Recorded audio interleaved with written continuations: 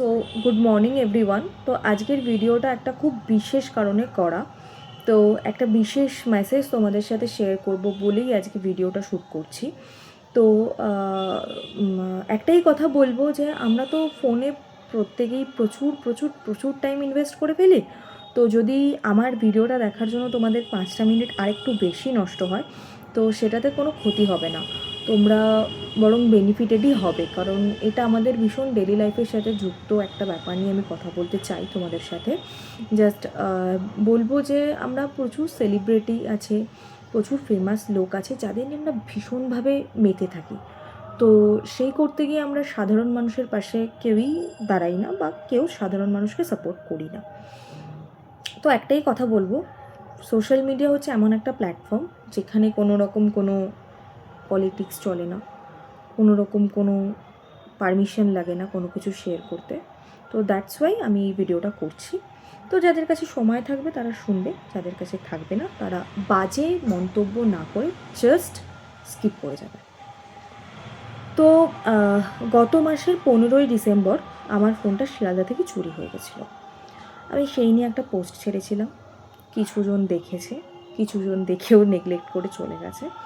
তো ভাবলাম যে ভিডিওটা করি, কারণ কোনো কিছু লিখে বোঝানোর থেকে না মুখে বলে এক্সপ্রেস করাটা অনেকটা অ্যাকসেপ্টেবল হয়।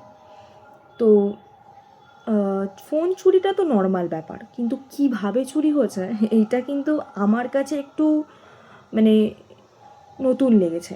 তো সেই জন্যই বলছি। এখন আমি হাসছি, বাট রিয়েলি আমার হাসি পাচ্ছে না। তো অনেক দিন আগেই ভিডিওটা শেয়ার করতাম, তো একটাই করতে দেরি হয়ে গেল কারণ আমার কাছে ভালো ফোন ছিল না। তো রিসেন্টলি আমি ফোন কিনেছি, তো সেই জন্য আমি আজকে ভিডিওটা করছি। তো প্রথমেই বলি যে আমি ন্যাচারালি যেই সময় অফিস থেকে ফিরি তার থেকে কিছুটা এগিয়েই আমি বাড়ি ফিরছিলাম, কারণ আমার শরীরটা খুব একটা ভালো ছিল না ওই দিনকে। তো সেই জন্য আমি তাড়াতাড়ি বাড়ি ফিরছিলাম, আর আমি ভাবলাম যে আমি অন্যান্য দিন মেট্রো করে বেশিরভাগ ফিরি, তো তারপর দমদম থেকে ট্রেনে। তো আমি ভাবলাম মেট্রো করে ভিড় থাকলে দাঁড়িয়ে আসতে হবে, ট্রেনেও ভিড় থাকলে ওঠা খুব সমস্যা দমদম থেকে। তো এক কাজ করি, আমি বরং শিয়ালদা থেকে চলে যাই। তো এখন মনে হচ্ছে আমি আমার নিজের বিপদ নিজেই ডেকে এনেছি। তো আমি শিয়ালদা প্ল্যাটফর্মে পৌঁছিয়ে ট্রেনে শিয়ালদা ব্যারাকপুর লোকাল 1 নম্বর প্ল্যাটফর্মে দিয়েছিল। ট্রেনটা যেদিকে যাবে ঠিক সেই দিকে একদম সামনে লেডিস আমি উঠেছিলাম। তো উঠে আমি ট্রেনের জানলার ধারে সিটটা বসেছি, মানে যেদিকে ট্রেন যাবে সেই দিকে মুখ করে। তো জানলা বন্ধ ছিল।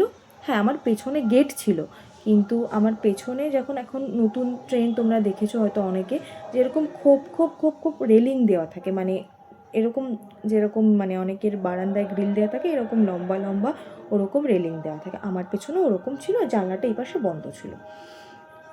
তো আমি ফোনে কথা বলছিলাম, মানে আমার একটা মিটিং চলছিল, সেই মিটিংটা কেটে আমার একটা ফোন এসেছিলো, আমি কথা বলছিলাম।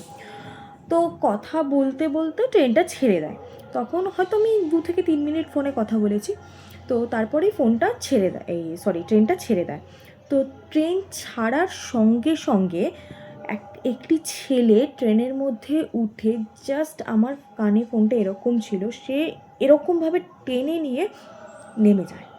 এবার ন্যাচারালি আমি 8-9 বছর যাতায়াত করি, আমার সত্যি কথা বলতে এই রকম বিষয় আমি খুব একটা শুনিনি যে কান থেকে ফোন টেনে নিয়ে যায়। তো আমার এটা এক্সপিরিয়েন্সে ছিল না সত্যি কথা বলতে। আমি জানি জানলা থেকে টেনে নিতে পারে, হাত থেকে নিয়ে নিতে পারে, পিক পকেট হতে পারে, বাট কান থেকে। আর একটা কথা সত্যি আমি প্রশংসা না করে পারছি না, যে যেই ছেলেটি কাজটা করেছে এত পারফেক্টলি কাজটা করেছে, জাস্ট আমার গায়ে লিটারেলি একটা টাচ পর্যন্ত লাগেনি। তো যথারীতি সে আমার ফোনটা কেড়ে নিয়ে নেমে যায়। আমি একটা কলে ছিলাম, সে কিন্তু কলটাও কাটেনি, নেমে জাস্ট দৌড় মেরেছে। আমি জাস্ট ফ্র্যাকশন অফ সেকেন্ডের জন্য হোল্ড হয়ে ভাবলাম কী হলো, তারপরে আমার ফোন চুরি হয়ে গেছে বলে আমি গেটের কাছে গিয়ে চিল্লাতে লাগি। তখন কিন্তু অলরেডি ট্রেনের একটা বগি প্ল্যাটফর্ম থেকে বেরিয়ে গেছে, আর আমি চলন্ত ট্রেন থেকে নামার সাহসও দেখাইনি, কারণ আমি পারি না প্রথম কথা। দ্বিতীয় কথা হচ্ছে যে চলন্ত ট্রেন থেকে নেমে আমি, দেখো ফোনটা তো অবশ্যই ইম্পর্ট্যান্ট, কিন্তু তার থেকেও বেশি ইম্পর্ট্যান্ট লাইফ। তো আমি কোনো রিস্কই নিইনি। তো যথারীতি ট্রেনের যে প্যাসেঞ্জার্সরা ছিল প্রচণ্ড হেল্প করেছে আমাকে, ট্রেনের চেন টেনেছে তারা, ট্রেনের যে মাইকে স্পিক বলে লেখা থাকে, যে একটা বক্স থাকে, সেই বক্সেও আমরা যোগাযোগ করার চেষ্টা করেছি। বাট আমি বুঝতে পারলাম না, ট্রেনের চেন টানা সত্ত্বেও ট্রেন থামলো না। এটাও একটা অবাক ব্যাপার, মানে বিপদ হলে যে কোনোভাবে হতে পারে।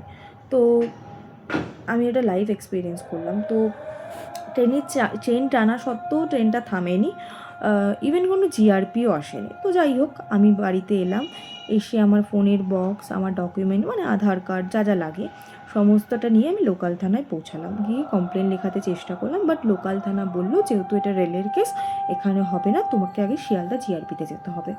তো আমি শিয়ালদা জিআরপিতে গেলাম, গিয়ে ফর্মালিটিস করলাম, সো কল্ড ফর্মালিটিস। তারা আমাকে একটা ফরম্যাট দিল, আমি সেই ফরম্যাটটা পুরো ফিল আপ করে জমা দিলাম। আমি বললাম স্যার এরপরে কী করব? তারা আমাকে বলল আর কিছু করতে হবে না, আপনি পরের দিন গিয়ে সিমটা তুলে নেবেন। আমি তখন বললাম স্যার আমার ফোনটা লক করার ব্যবস্থা করুন, আমার ফোনে তো অনেক কনফিডেন্সিয়াল ডকুমেন্ট আছে, আমার ব্যাঙ্ক ডিটেলস আছে, আমার ইচ অ্যান্ড এভরিথিং আমার ফোনের মধ্যে আছে। ন্যাচারালি এখন আমরা সবাই তাই করি, গুগল পে, অনলাইন পে সব কিছুই আমাদের ফোনেই থাকে। তো জিআরপি যিনি কমপ্লেন নিলেন তিনি আমাকে বলেন এইসবের দরকার নেই, ফোন তোমার লক হয়ে যাবে, আর সিম তোমার লক করতে এখন আর হয় না, তুমি কালকে গিয়ে সিমটা তুলে নেবে। তো আই ওয়াজ জাস্ট সারপ্রাইজ যে আমি যখন অন্য কোনো ডিভাইস থেকে অ্যাক্সেস করবো আমার ফোনটা তখন ওটিপি যাবে, সে যদি কোনো কারণে আমার ফোনটা খোলে তাহলে তো সে আমার ওটিপি পেয়ে যাবে, সে আমার সমস্ত কিছু পেয়ে যাবে। তো আমি মানে তারপরে শিয়ালদা থেকে বেরিয়ে আমি প্রচুর খুঁজেছি, লালবাজারেও গিয়েছিলাম কমপ্লেন লেখাতে, বাট তারা বললো ভবানী ভবন যেতে হবে, কিন্তু এই রাত্রি 9টা 9:30 তো আমাদের পক্ষে ভবানী ভবন যাওয়া সম্ভব ছিল না। আর বহু ফোনের দোকানে গেছিলাম, সবাই বলেছে এখন ফোন এইভাবে লক করা যায় না সিম। তো কী করব, আমি তো ভীষণ হেল্পলেস ছিলাম। তারপর ওই রাত্রিরে বাড়িতে এসে আমি আমার ল্যাপটপ থেকে আমার মেল অ্যাক্সেস করি, করে আমার মেলের পাসওয়ার্ড চেঞ্জ করা, আমার সিম লক করা, ইচ অ্যান্ড এভরিথিং যেটা মানে জিআরপির করার কথা ছিল সেই সবটাই আমি করি। আমি জানি না, রিয়েলি আই ডোন্ট নো যে তারা কোনো স্টেপ নিয়েছে কি না এখনও অবধি, বাট আমি তাদের উপরে ভরসা রাখছি যে অনেক সময় হয় না, অনেক মহান ব্যক্তি যাদের জিনিস হারিয়ে যায় তারা তাদের জিনিস ফেরত পেয়ে যায়। বাট আমি জানি আমি খুবই সাধারণ মানুষ, হয়তো আমি পাবো না, but still I am hoping that আমি আমার ফোনটা ফেরত পেয়ে যাব। তো যাই হোক, আমি পরের দিন গিয়ে আমার নিজের সিমটা তুলে নিয়ে এসেছি।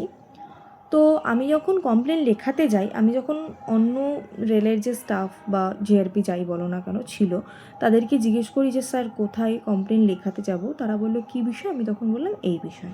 তখন তারা আমাকে বলল ও 1 নম্বর প্ল্যাটফর্ম থেকে হয়েছে, এটা ইউজুয়ালি ওখান থেকে এরকম না হয়েই যাচ্ছে, মানে উনি ওনার যে আরেকটা স্টাফ ছিল তাকে বলছে যে এটা হচ্ছে। তো আমার একটাই প্রশ্ন যে যখন ওখান থেকে এই ব্যাপারটা হচ্ছে প্রতিদিন বা প্রায়শই হচ্ছে, তো কেন সেখানে কোনো সিকিউরিটি নেই, কেন কোনো প্রোটেকশন নেই? তো এটা বোঝা উচিত, একটা লেডিস কম্পার্টমেন্টে একটা ছেলে উঠে ফোন স্ন্যাচ করে সে শিয়ালদার মতন প্ল্যাটফর্ম যেখানে এত প্রোটেক্টেড সেখান থেকে বেরিয়ে চলে যাচ্ছে।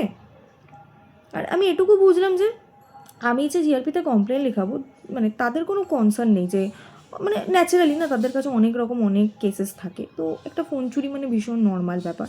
তো দেখো তাদের কাছে নর্মাল হতে পারে, কিন্তু আমাদের মতো যারা নিম্নবিত্ত মধ্যবিত্ত তাদের পক্ষে না একটা ফোন চলে যাওয়া মানে ভীষণ লস। কারণ একটা ফোন কিনতে একটা মানে এখন একটা ভালো ফোন কিনতে কম করে 30-40 হাজার টাকা লাগে।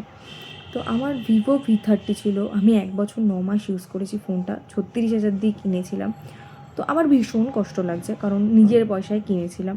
আর দেখো একটা ফোন আবার নতুন করে কেনা মানে অনেকটা টাকার ব্যাপার। তো এটা ভীষণ মানে আমাদের মতো সাধারণ মানুষের ক্ষেত্রে ভীষণই মানে কষ্টের। তো আমি জানি না আমি আমার ফোনটা ফেরত পাবো কি না, বাট তোমাদেরকে এই কারণেই ভিডিওটা আমি শেয়ার করছি যে আমরা এখন বেশিরভাগ মানুষই না ভীষণভাবে ফোনের প্রতি ডিপেন্ডেড হয়ে গেছি, মানে ফোন ছাড়া আমরা কেউই থাকতে পারি না, ইনক্লুডিং মি। তো আমরা মানে ট্রেনে, বাসে, রাস্তাঘাটে সব সময় মোবাইল টিপছি, ফোন ঘাঁটছি, রিলস দেখছি, এটা ওটা করেই যাচ্ছি। আমিও করতাম, এমন না আমি করতাম না। তো একটাই কথা বলবো যে তোমরা যারা প্রতিদিন ট্রেনে বাসে যাতায়াত করছো তারা প্রচণ্ড পরিমাণে না খুব চোখ কান সজাগ রেখে তোমরা চলবে, যাতে আমার যে লসটা হয়েছে সেরকম তোমাদের কারোর না হয়। কারণ আমি চাই না আমার ফোনটা যেভাবে চুরি হয়েছে সেটা তোমাদের কারোরই এভাবে হোক। তো সেই জন্য আমি আজকে ভিডিওটা করছি যে খুব খুব খুব সতর্কভাবে চলবে। কারণ আমার ফোনটা যেভাবে চুরি হয়েছে না, আমি কাউকে বললে কেউই বিশ্বাস করছে না যে এভাবে হয়। কারণ আমার উল্টো দিকে অন্য প্যাসেঞ্জার ছিল, তারা পর্যন্ত দেখতে পায়নি যে কে ফোনটা নিয়েছে। তো কী বলবো, আমি সত্যি বলার কোনো ভাষা নেই। জাস্ট এটুকুই বলতে পারি, তোমরা ভীষণ ভীষণ ভীষণ সতর্ক থাকবে। আর আর কিছু বলার নেই আমার। তো জানি না ফোনটা আমি ফেরত পাবো কি না। তো দ্যাটস অল, আর কিছু বলার নেই। চলো টাটা, বাই।